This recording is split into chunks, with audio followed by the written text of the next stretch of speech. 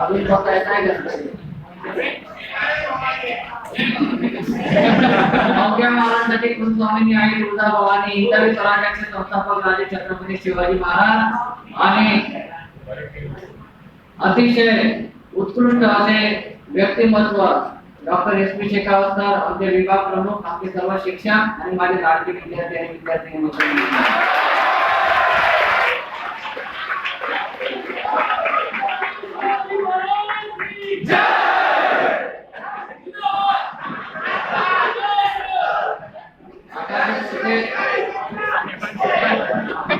आम्ही काही शिक्षक असेल तर त्यांनी पुढे बसून घ्यायचं, काही घाबरायचं कारण नाही. कारण मी जे बोलणार आहे मला नाही वाटत की काही मुलं काही शेवट करतील. फार महत्वाचं बोलणं आहे. मित्रांनो, दरवर्षी आपण अतिशय उत्साहाने आणि अतिशय आनंदात शिक्षक दिवस साजरा करतो. मेकॅनिकल विभागाचं वैशिष्ट्य आहे, कुठलाही कार्यक्रम असला की उत्साह असतो. Technical institutes are the pilgrims in the society of India, and celebrations like Teachers' Day, Engineers' Day, and paper presentation are the pilgrims in those institutions. These are the words of very renowned personality, Dr. Delhi Shekhawat. आणि सुदैवाने मित्रांनो, असे चांगले व्यक्तिमत्व आपल्या संस्थेशी निगडीत आहे. मला माहिती आहे इतर लोकांनाही बोलायचे, तुम्हाला घरी जायचं आहे, जास्त वेळ घेणार नाही, परंतु जे काही बोलणार ते सत्य बोलणार. मी गीतेवर शपथ, गीतेची शपथ घेतो आणि करून शपथ सोडून आलेलं नाही.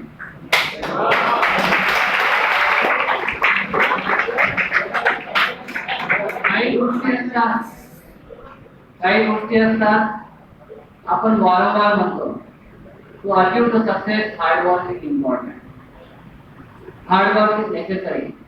मला आजपर्यंत कळालेलं नाही हार्डवर्क असा काही असा स्पेशल शब्द आहे का डिक्शनरी मध्ये, तो सुद्धा अल्फाबेटनेच बनलेला शब्द आहे. परंतु हार्डवर्क जेव्हा आपण प्रत्यक्ष करायला जातो तेव्हा मात्र म्हटलं आपली नाणी याद येते. हार्डवर्क प्रत्येक ठिकाणी आहे. तुम्ही सकाळी उठायचं म्हटलं, अगदी सकाळी लवकर, त्या सुद्धा फार मोठे परिश्रम लागतात. चांगला अभ्यास करायचा झाला ते सुद्धा हार्डवर्क आहे. आणि त्याही पेक्षा सबमिशन फार इमानदारीने करायचं झालं ते सुद्धा हार्डवर्क. बऱ्याच वेळा आम्ही बघतो सबमिशनच्या वेळी आम्ही काही असाइनमेंट देतो, आम्ही काही चांगल्या गोष्टी सांगतो. मित्रांनो, आपण ते किती कन्सिस्टंटली आणि किती मनापासून करता आपण स्वतःला विचारा. मला तुम्हाला या दिवशी निराश करायचं नाही. याच कॉलेजचा आणि याच विभागाचा विद्यार्थी, हे तुमचा मोठा भाऊ आणि इथे शिक्षक म्हणून मला तुम्हाला काही गोष्टी सांगायच्या वाटतात. ज्याप्रमाणे मी गोष्ट शेअर करू शकतो, 2 वर्षापूर्वी गुवाहाटीला गेला असताना माझी एक विद्यार्थिनी मोखाला तकदीर म्हणून ही विद्यार्थिनी आम्हाला भेटायला आली गुवाहाटी.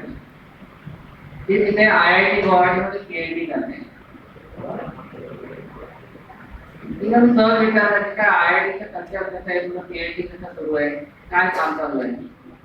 तिने मला 2005 सालचा एक प्रसंग सांगितला. तर तुम्ही आम्हाला इंजिनिअरिंग थर्मोडायनामिक्स हा विषय शिकवायचे फर्स्ट इयरला.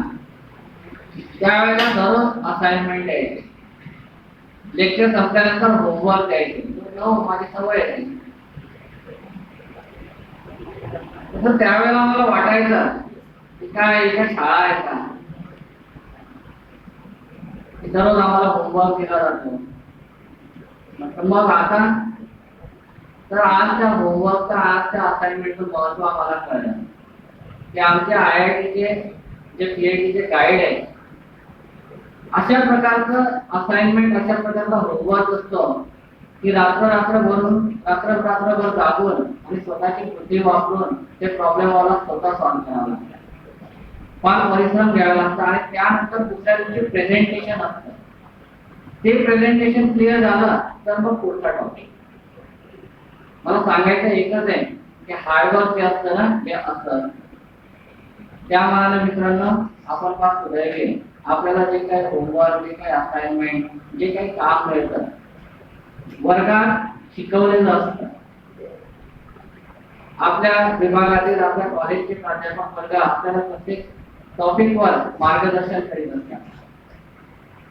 परंतु काही लोकांचं जे म्हणणं असतं त्यामुळे आपलं फार मोठं पुढे होणारं जे नुकसान आहे ते सुद्धा टाळायचं आहे. त्यामुळे सुरुवातीला सांगितलं की थोडा जड वाटेल, हार्डवर्क प्रत्येक फील्डमध्ये करायचं आहे.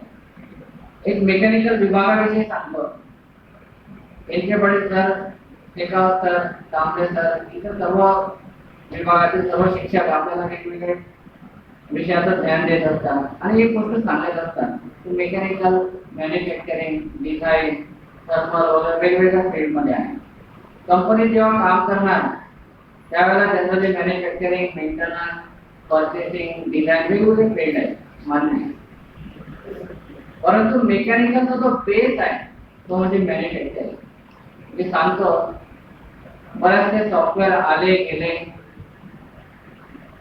नवीन आले ते जुने झाले, परंतु मॅन्युफॅक्चरिंग फील्ड अशी आहे की ते जर तुम्ही त्यामध्ये करिअर केला तर फील्ड कधीही जुना होत नाही. तुम्ही जसजसे त्या फील्डमध्ये जुने होणार सोन्याचा भाव तुम्हाला येईल. आणि मला असं वाटतं इंजिनिअरिंग मध्ये केवळ ही एकमेव ब्रँच आहे जी आहे मेकॅनिकल ब्रँच, त्यामध्ये आता सोन्याच्या भावाची एक अशी स्ट्रीम आहे. म्हणून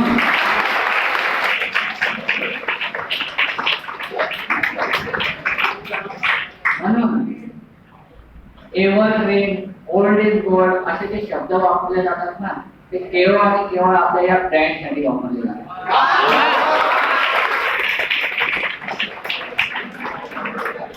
परंतु काही नतद्रष्ट, काही संकुचित विचाराचे जे लोक असतात, काही विद्यार्थी असतात, ते वेगळा काहीतरी विचार घेतात आणि नवीन पिढीला, नवीन आपल्या मित्रांना, मैत्रिणींना भरकटवण्याचं काम करतात. अरे नाही रे, इथे काय ते चांगलं आहे, तुम्ही ध्यान द्या, नेहमी चांगल्या गोष्टींचा ध्यान द्या. आपल्या महाविद्यालयात आणि त्यातही आपल्या विभागात आपल्यावर जे परिश्रम घेतले जात आहेत, प्रत्येक गोष्टीचा बारीक सारीक आपल्यासाठी जो विचार केला जातोय, त्यामध्ये तुमचे रेग्युलर अटेंडन्स असेल, तुमचे असाइनमेंट असेल, तुमचं होमवर्क असेल, तुमचे आयसी एक्झाम असेल, तुमची फायनल एक्झाम असेल, प्रत्येक गोष्टीचा विभाग प्रमुख आणि सर्व शिक्षक लोक फार बारीकीने विचार करून तुमच्यासाठी भेटत असतात आणि त्यासाठी काम करत असतात. आपल्याला एखादा दुष्ट म्हणतो ना, एखादा शब्द बोलायला काही फारसे अवघड जात नाही, तर त्या मागचा जो परिश्रम असतो, ज्याने परिश्रम घेतलेले असतात त्याला तो शब्द त्याच्या कानावर चुकूनही पडला त्याला फार वाईट वाटतं. म्हणून मी सुरुवातीपासून सांगतो की आपला विभाग जसा स्थापन झाला तेव्हापासून आजपर्यंत एक नंबर आहे आणि मला विश्वास आहे की कायम एक नंबर आहे.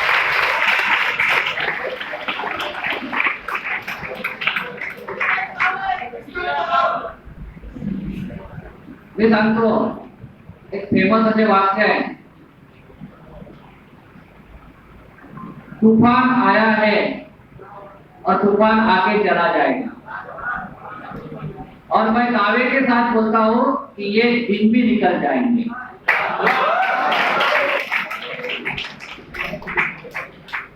सर्वात महत्वाचं एक सांगतो, प्यार करना है तो अपने वतन से करो, इन हसीनाओं में क्या रखा है.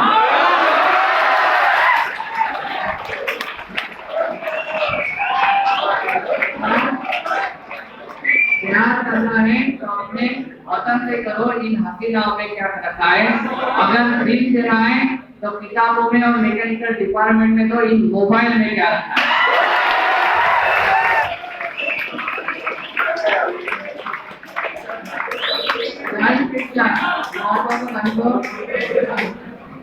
एक अतिशय सुंदर असं सुविचार आहे. जब फ्रेंच क्रांतीमध्ये तो जन्माला आला, जो आपल्या देशावर प्रेम करू शकत नाही तो जगात कुणावरही प्रेम करू शकत नाही. त्या पुढे जाऊन मी म्हणतो त्या पुढे जाऊन मी सांगतो, जो आपल्या विभागावर आणि आपल्या टीमवर प्रेम करत नाही तो जगात कुठल्याही व्यक्तीवर प्रेम करू शकत नाही.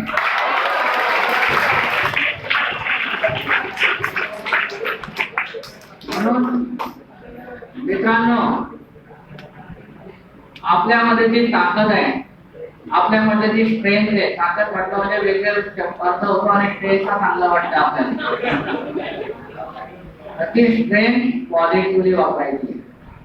आपल्या विभागाचं नाव कसं उज्ज्वल होईल, तुम्ही जगाच्या पाठीवर कुठेही जा तेव्हा नाव निघालं म्हणजे कुठल्या ब्रँचचे विद्यार्थी मेकॅनिकलचे आणि कुठल्या कॉलेजचे विद्यार्थी HSPT कॉलेजचे विद्यार्थी.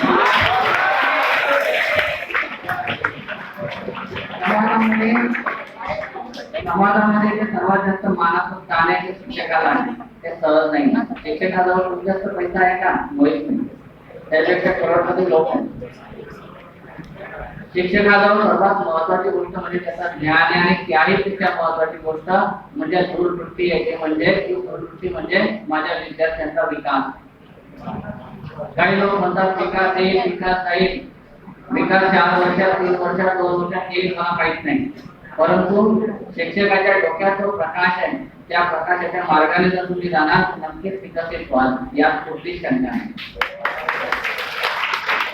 शिक्षक हा प्राणी असा आहे. दाता चित्रपटातील मला एक सुंदर दृश्य आठवतं. दाता चित्रपटात म्हटलेलं आहे, अगर आपके पास एक तलवार है तो आप एक साथ एक इंसान का खून कर सकते हैं, लेकिन अगर आपके पास एक कलम है तो लाखों करोड़ों लोगों का जीवन संवार भी सकते हैं और बिगाड़ भी सकते हैं. आपल्या शिक्षकांचं जे कलम आहे, जे पेन आहे, ते पेन कायम आपल्या चांगल्यासाठी वापरण्यासाठी आपण वागायचं, प्रवृत्त करायचं. त्या शिक्षकांना आपल्या कार्याने, आपल्या व्यक्तिमत्वाने किंवा आपल्या वागणुकीमुळे कधीही खाली बघण्याची वेळ येणार नाही, ज्याची जबाबदारी तुमची आहे. आपण म्हणतो ना, अब तुम्हारे हवाले वतन साथी हो. म्हणून मी तुम्हाला सांगतोय मित्रांनो की आमच्या डिपार्टमेंटचं जे इमेज आहे, अब तुम्हारे हवाले वतन साथी.